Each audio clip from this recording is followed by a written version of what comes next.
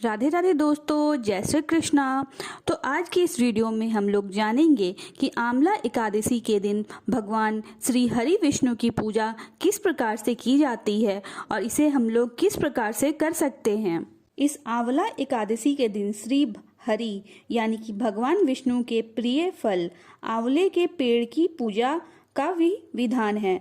पौराणिक मान्यता के अनुसार आंवला की एकादशी के दिन श्री हरि और आंवला के पेड़ के पूजन के साथ साथ व्रत करने से भक्त को हर कार्य में सफलता मिलती है और तो और 1000 गौदान के फल के बराबर पुण्य भी मिलता है। तो आइए जानते हैं इसकी पूजा की विधि और इसके शुभ मुहूर्त के बारे में।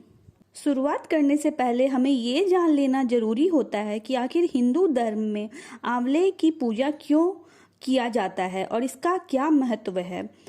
इस शास्त्रों में आंवला को श्रेष्ठ स्थान प्राप्त है। मान्यता है कि भगवान श्री हरि विष्णु ने सृष्टि की रचना के लिए ब्रह्मा जी के साथ साथ आंवले के वृक्ष को भी जन्म दिया था। माना जाता है कि आंवला श्री हरि का प्रिय फल है। आंवले को श्री हरि ने आदि वृक्ष के रूप में प्रतिष्ठित किया है।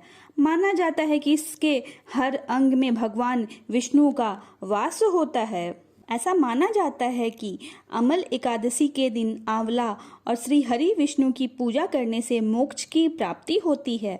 मान्यता है कि स्वर्ग और मोक्ष की प्राप्ति की कामना करने वालों को अमल एकादशी के दिन आंवले के वृक्ष के नीचे बैठकर भगवान श्री हरि विष्णु की पूजा करनी चाहिए। जानते हैं इस व्रत को विधि विधान के साथ हम लोग कैसे कर सकते हैं। एकादशी के दिन सबसे पहले नित्य कर्म से निवृत्त होकर स्नान करें और स्वच्छ वस्त्र को धारण करें। घर के मंदिर में भगवान विष्णु की प्रतिमा के सामने हाथ में तिल, कुश, मुद्रा और जल लेकर व्रत का संकल्प करें। अब श्री हरि विष्णु की विधि विधान से पूजा करें। भगवान विष्णु की प्रतिमा को स्नान कराएं और पोंछकर स्वच्छ वस्त्र पहनाएं। अब विष्णु भगवान जी को पुष्प, ऋतुफल और तुलसी के पत्ते को चढ़ाएं। श्री हरि को भोग लगाएं। बाद में श्री हरि विष्णु की आरती उतारें और उन्हें प्रणाम करें। श्री हरि विष्णु की पूजा करने के बाद पूजन सामग्री लेकर आंवले के वृक्ष की भी पूजा करें। आंवले के वृक्ष की पूजा से पहले वृक्ष के चारों ओर की भूमि को साफ करें। उस स्थान को गाय के गोबर से पवित्र करें। आंवले के पेड़ की जड़ में एक वेदी बनाकर उस पर कलश स्थापित करें। इस कलश में देवताओं, तीर्थों और सागर को आमंत्रित करें और कलश में पंच रत्न रखें। इसके ऊपर पंच पल्लव रखें और फिर दीप जलाकर रखें। कलश पर श्रीखंड चंदन का लेप करें और वस्त्र पहनाएं। अब कलश के ऊपर श्री विष्णु के छठे अवतार परशुराम की मूर्ति स्थापित करें और विधिवत पूजा करें। शाम के समय एक बार श्री हरि विष्णु जी की पूजा करें और फलाहार ग्रहण करें। रात्रि में भागवत कथा और भजन कीर्तन करते हुए श्री हरि विष्णु का पूजन करें। अगले दिन यानी कि द्वादशी को सुबह ब्राह्मण को भोजन करवाएं उन्हें यथाशक्ति दान दक्षिणा देकर विदा करें। इसके बाद आप स्वयं भी भोजन ग्रहण कर व्रत का पालन करेंगे।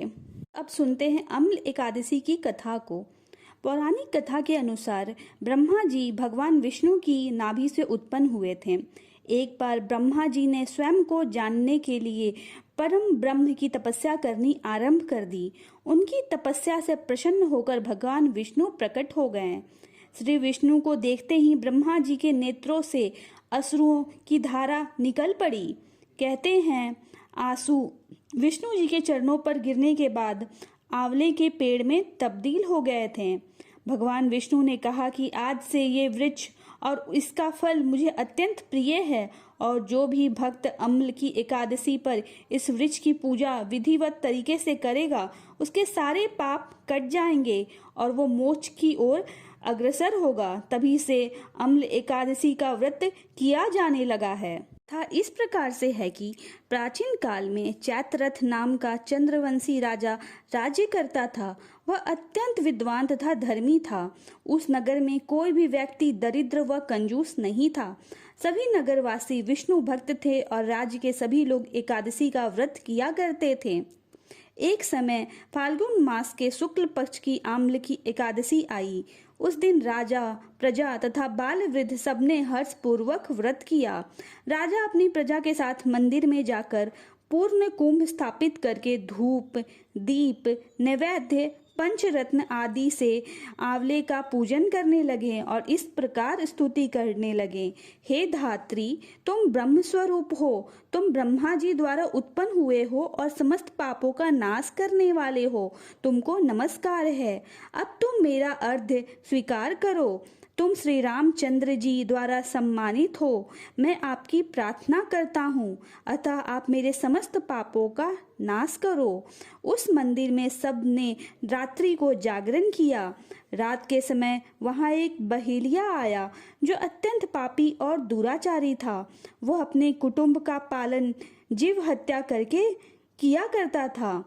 भूख और प्यास से अत्यंत व्याकुल वह बहेलिया इस जागरण को देखने के लिए मंदिर के एक कोने में बैठ गया और भगवान विष्णु तथा एकादशी महात्म्य की कथा सुनने लगा। इस प्रकार अन्य मनुष्यों की भांति उसने भी सारी रात जागकर बिता दी। प्रातः काल होते ही सब लोग अपने घर चले गए तो बहेलिया भी अपने घर चला गया। घर जाकर उसने भोजन किया। कुछ समय बीतने के पश्चात उस बहेलिये की मृत्यु हो गई, मगर उस अम्ल की एकादशी के व्रत तथा जागरण से उसने राजा विदुरथ के घर जन्म लिया और उसका नाम वसुरथ रखा गया। युवा होने पर वह चतुरंगिनी सेना के सहित तथा धन्य ध्यान से युक्त होकर 10,000 गांवों का पालन करने लगा। वह तेज में सूर्य के समान, कांति में चंद्रमा के समान, वीरता में भगवान विष्णु के समान और क्षमा में पृथ्वी के समान था। वह अत्यंत धार्मिक, सत्यवादी, कर्मवीर और विष्णु भक्त था। वह प्रजा का समान भाव से पालन करता था। दान देना उसका नित्य कर्तव्य था। एक दिन राजा शिकार खेलने के लिए गया। दैव योग से वह मार्ग भूल गया और दिशा ज्ञान न रहने के कारण उसी वन में एक वृक्ष के नीचे सो गया। थोड़ी देर बाद पहाड़ी मलेच्छ वहां पर आ गए और राजा को अकेला देखकर मारो मारो शब्द करते हुए राजा की ओर दौड़े।